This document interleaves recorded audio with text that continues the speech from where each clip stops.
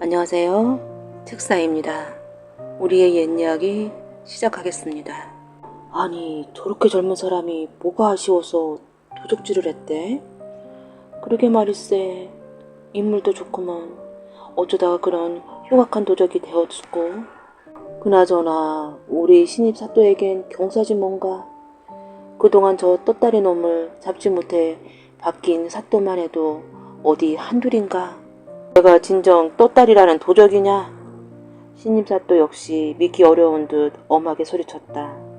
떴다리는 몇 년 전부터 경남 밀양 일대에 누비면서 부잣집만 골라 털어온 유명한 도적이었다. 떴다리가 그토록 유명해진 것은 부잣집만 골라 턴 까닭도 있었지만 도적질한 부잣집에 자신의 이름과 도적질한 날짜를 적어 미리 알려주었기 때문이었다. 일단 떴다리의 통보를 받은 부잣집에서는 강가의 도움을 청해 포졸들을 집 주위에 철통같이 배치시켰으나 워낙 신출규모한지라 번번이 당하고 말았다. 이렇듯 떴다리가 관가의 수사망과 포위망을 비웃으며 활개를 치고 다닌다는 소문은 한양에까지 퍼졌다. 조정에서는 몇 번이고 안찰사를 파견하거나 밀양사또를 바꾸어 보았지만 결과는 마찬가지였다.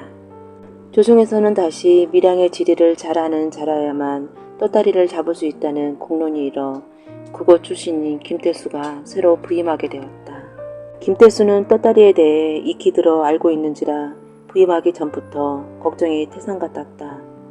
떴다리를 사로잡지 못하면 자신도 파직당할 것이 분명했기 때문이었다. 그런데 김태수가 밀양 사또로 부임한 지 얼마 되지 않아 돌연 떴다리가 자수하겠다는 의사를 밝히더니 약속한 날 제 발로 강가에 나타난 것이다. 네, 소인이 떴다리가 맞사옵니다. 젊은이는 당당하게 말했다. 도적놈 치고는 제법 당당하구나.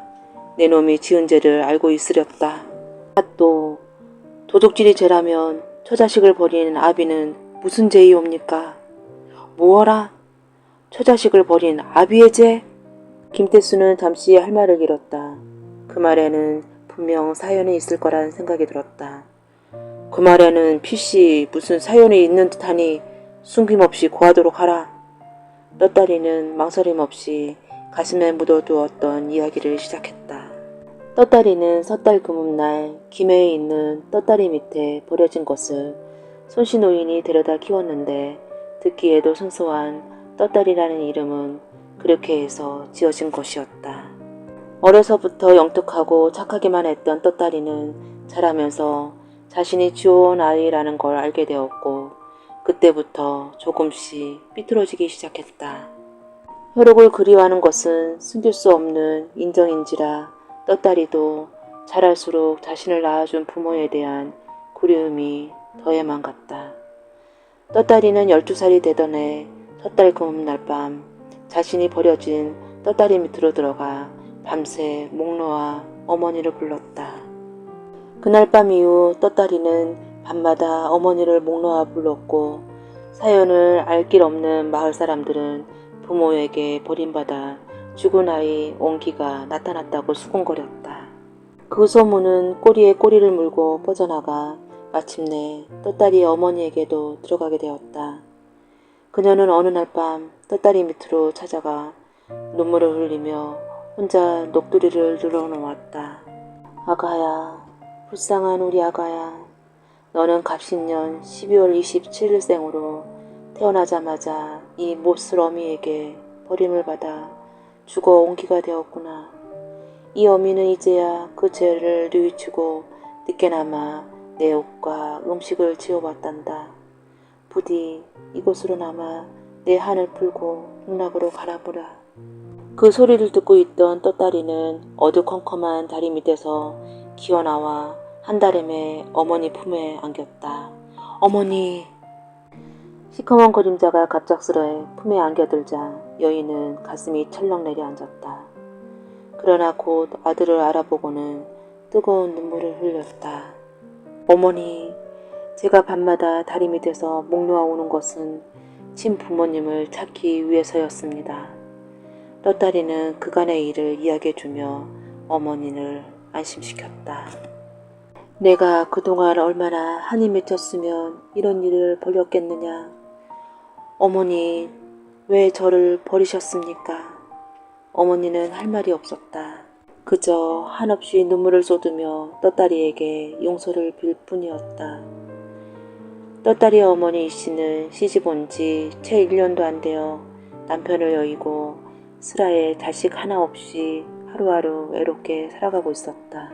낮이면 집안일에 매달리고 밤이면 물레질을 하며 적적함을 달래던 어느 날 밤, 난데없는 고함 소리가 온 집안을 떠들썩하게 울렸다.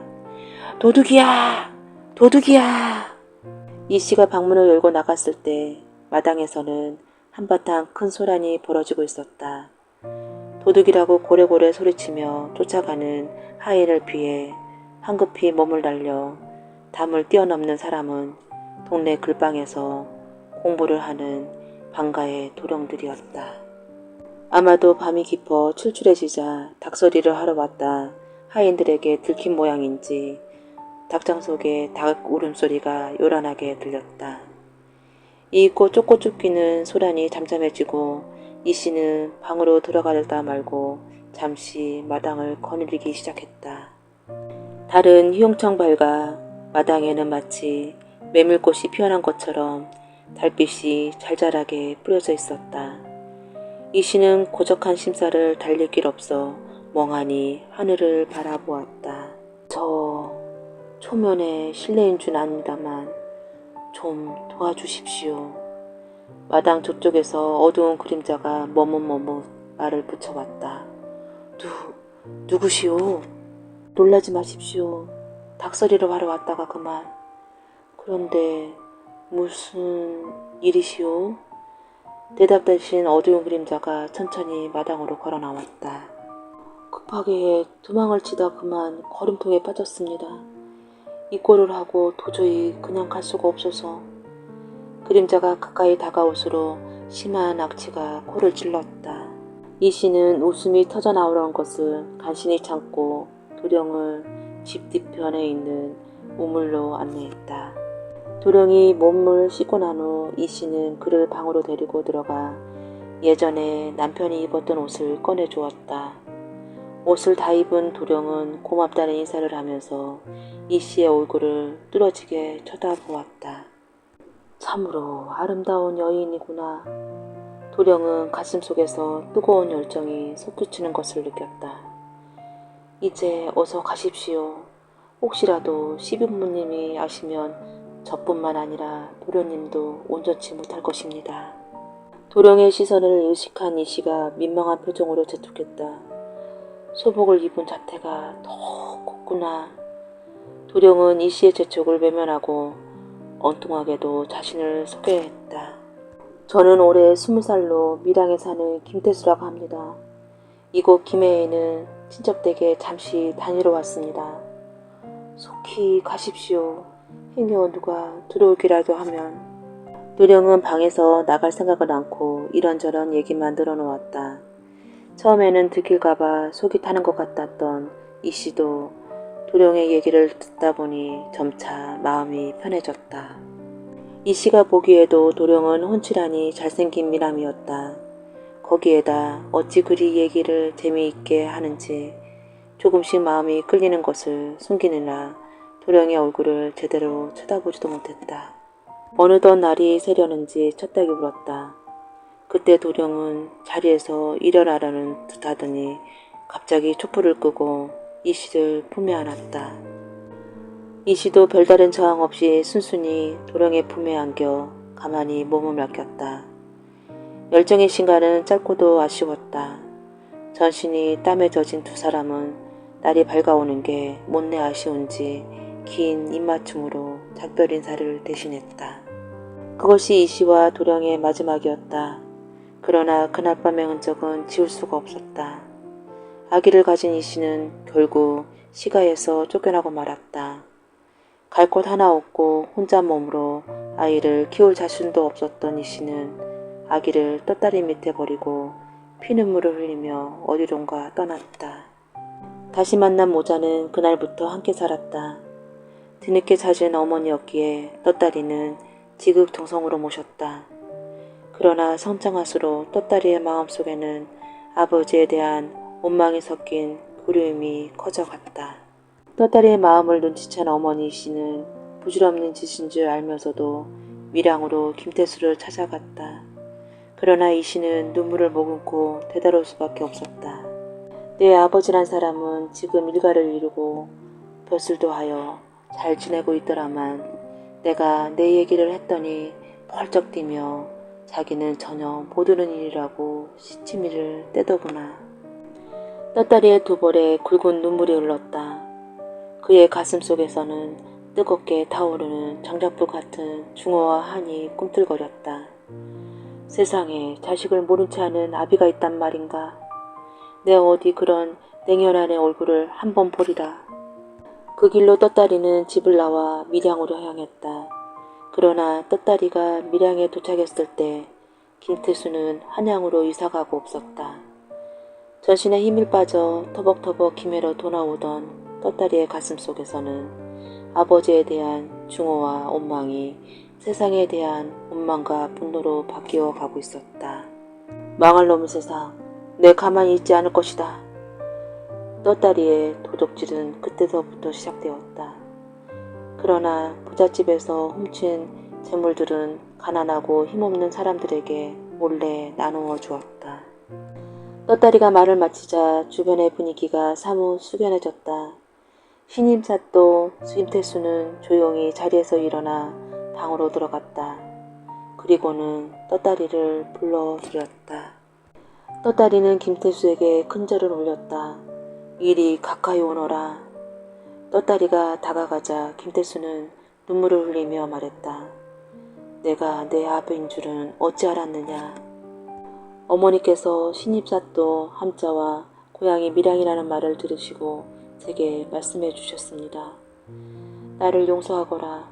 가문의 대를 이을 몸으로 가부와 정을 통했다는 소문이 나면 벼슬길이 막힘은 물론 집안 어른들을 별 몸목이 없어 그랬느니라.